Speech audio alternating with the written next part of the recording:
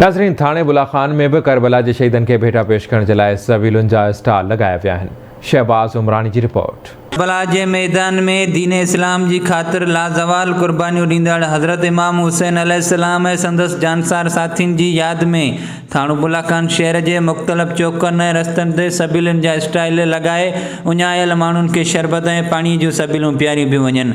थाणो बुलाखान जे Jilani road, main bus stop, Imam Bargah road समेत ॿियनि मुख़्तलिफ़ हंधनि ते सबिलुनि जा स्टाइल लगाया विया आहिनि। उन सिलसिले में सबिलूं लगाईंदड़ मोमिननि आवाज़ टीवी न्यूज़ सां पंहिंजा वीचार वंडींदे चयो आहे त तक़रीबन परे परे खां माण्हू ईंदा आहिनि। आरब खान, तोंग, करचात, थाणो इमंद खान ऐं टिको बारण ऐं थाणो इमंद खान जेको माना असांजो पूरो मां तेलको उन में माना तकी नंढड़ा ॻोठनि जा सभु माण्हू ईंदा आहिनि हिते। त मोहरम खां वठी हिते माना करबला जो पाणी बंदि कयो वियो। अने उन जी यादि में असांजे माना हिते पहिरीं खां वठी असीं ॾहीं ताईं माना सबील लॻाईंदा आहियूं। उन खां पोइ न्याज़ बि कंदा आहियूं।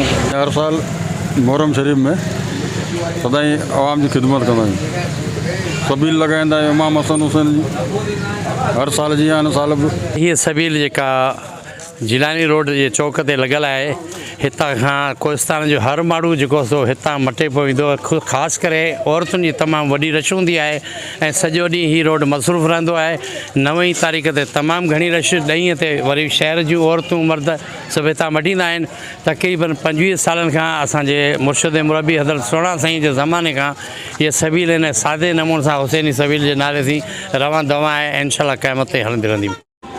मौला सबील असीं 9, 10, 7 तारीख़ वठी शुरू कंदा आहियूं, जेको पीर बाकर शाह जिलानी ते रोड ते लॻायो आहे। मौला ई मोमिन घणा ई ईंदा वेंदा आहिनि, पी सबील पीअंदा आहिनि। जीअं त इमाम हसन जो असीं गम मल्हाए रहिया आहियूं। 7 खां वठी 10 सुधो असीं हिते पीर बाकर शाह जिलानी रोड ते शबील बाग हलाईंदा आहियूं।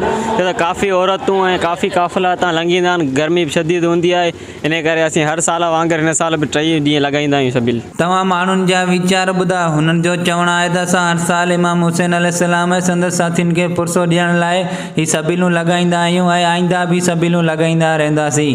कैमरामैन अबरार अली अमलानी सां गॾु शहबाज़ उमरानी, आवाज़ टीवी न्यूज़, थाणो बुलाखान, कोहिस्तान।